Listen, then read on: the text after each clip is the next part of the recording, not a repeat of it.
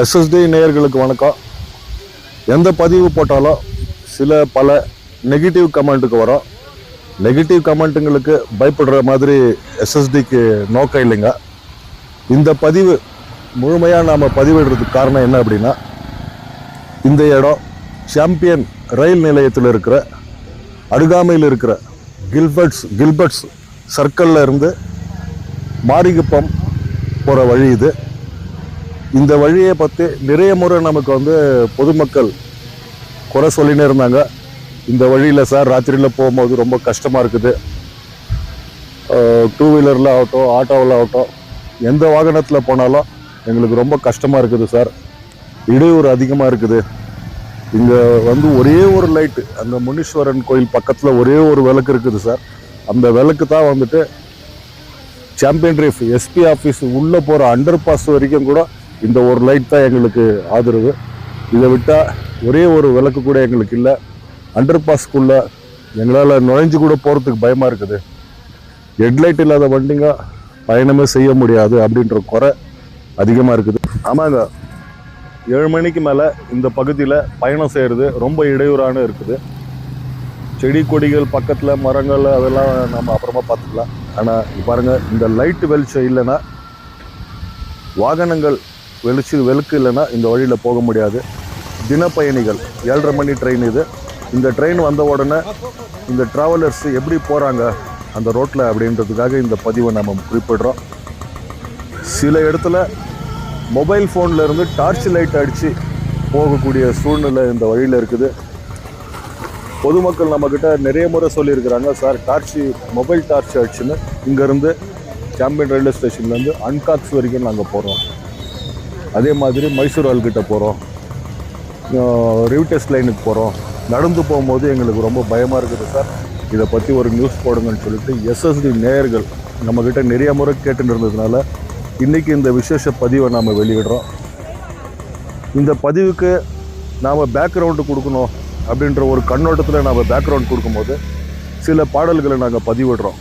அந்த பதிவு சூழ்நிலைக்கான பதிவு அப்படின்றது எடுத்துக்காதீங்க. எந்த பாடலை போட்டாலும் உங்களை திருப்திப்படுத்தணுன்றதுக்காக தான் பாடல்கள் போடுறோம். பாடல்கள் போட்ட அப்புறமா copyright strike, copyright yellow badge, copyright red badge, copyright மிரட்டல், யூடியூப் மிரட்டல், பிளாக் பண்ணிவிடுவோம் அப்படின்ற மிரட்டல் இருந்தால் கூட நாம் எஸ்எஸ்டி நேயர்களை ரசிக்கணுன்றதுக்காக தான் பாடலை போடுறோமே தவிர சுச்சுவேஷன் சாங்ஸ் போடுறதுக்காக நாம் ஒன்றும் சவுண்ட் சிஸ்டம் நடத்தலைங்க. தயவுசெய்து நெகட்டிவ் கமெண்ட் போடுங்க. நீங்கள் போடுற நெகட்டிவ் கமெண்ட்டு எங்களை ஊக்கப்படுத்துகிற மாதிரி இருந்தால் நல்லாயிருக்கும்.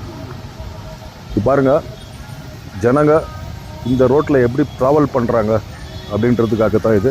உடனே நகரசபை, இது வார்டு நம்பர் 8க்கு சேருதுன்றாங்க.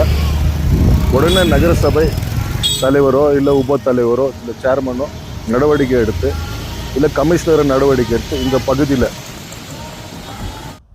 முக்கியமாக விளக்கு பதிவு போட்டு கொடுக்கணும் அப்படின்றது பொதுமக்கள் கருத்தாக இருக்கிறதுனால இதை நம்ம பதிவிடணும். பின்னாடி வர்ற பாட்டை கேட்டு ரசிங்க, எங்களை கலக்கிறதுக்காக முன்ன வராதிங்க. இங்கே லைட்டு வந்துச்சுன்னா எங்களுக்கு ரொம்ப மகிழ்ச்சியாக இருக்கும். பாருங்கள், ஒரே ஒரு விளக்கு, இந்த விளக்கு தான் சுமார் 1.5 கிலோமீட்டர், அதாவது கில்பர்ட்ஸ் சர்க்கிளில் இருந்து பாருங்கள், இது ஒரு விளக்கு தான். அப்படியே நம்ம பாஸ் ஆகி போனோம்னா அண்டர் பாஸ் வரைக்கும் நம்ம எடுத்துன்னு போய் காட்டுறோம். அந்த அண்டர் பாஸில் கூட விளக்கு இல்லைங்க. ராத்திரியில் நிறைய சொல்லக்கூடாத சம்பவங்கள்லாம் நடக்குது. இதெல்லாம் தடை கட்டணும் அப்படின்றதுக்காக தான் இந்த பதிவு. நன்றி, வணக்கம்.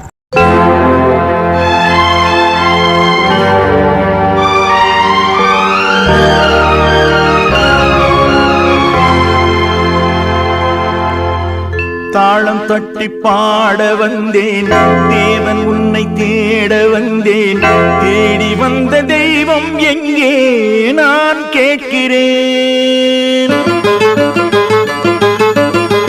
தாளம் தட்டி பாட வந்தேன், தேவன் உன்னை தேட வந்தேன்.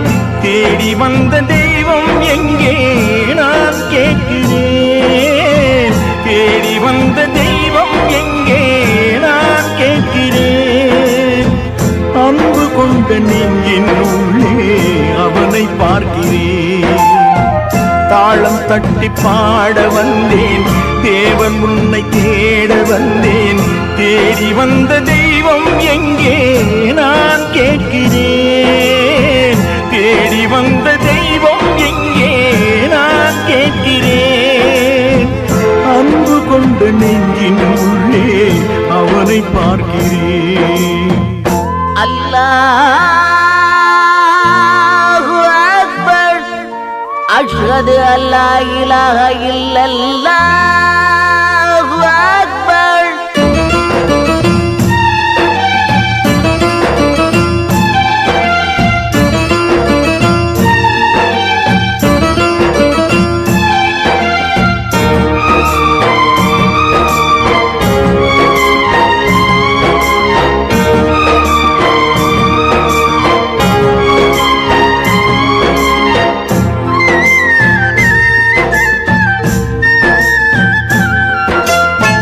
கருவறையில் வாழ்ந்த போதும் ஒன்றுதானடா, கல்லறையில் தூங்கும் போதும் ஒன்றுதானடா.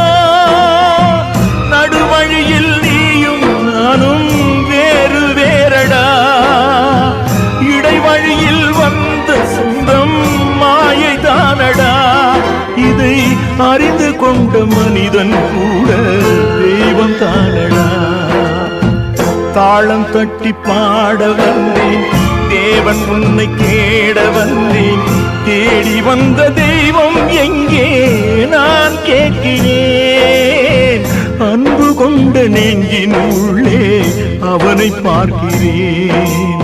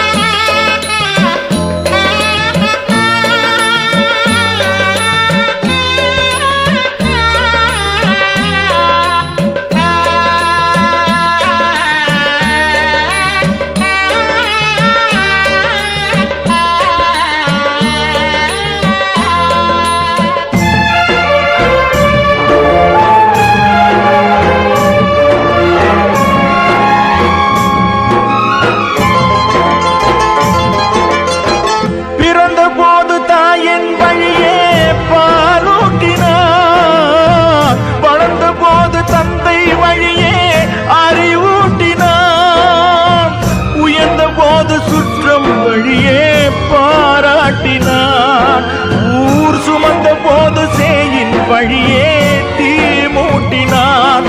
இதை கீதை வழி சொல்லத்தானே தேரோட்டினான். தாளம் தட்டி பாட வந்தேன், தேவன் உன்னை தேட வந்தேன். தேடி வந்த தெய்வம் எங்கே நான் கேட்கிறேன். தேடி வந்த தெய்வம் எங்கே நான் கேட்கிறேன். அன்பு கொண்ட நெஞ்சின் உள்ளே அவனை பார்க்கிறேன். அன்பு கொண்ட நெஞ்சின் உள்ளே அவனை பார்க்கிறேன்.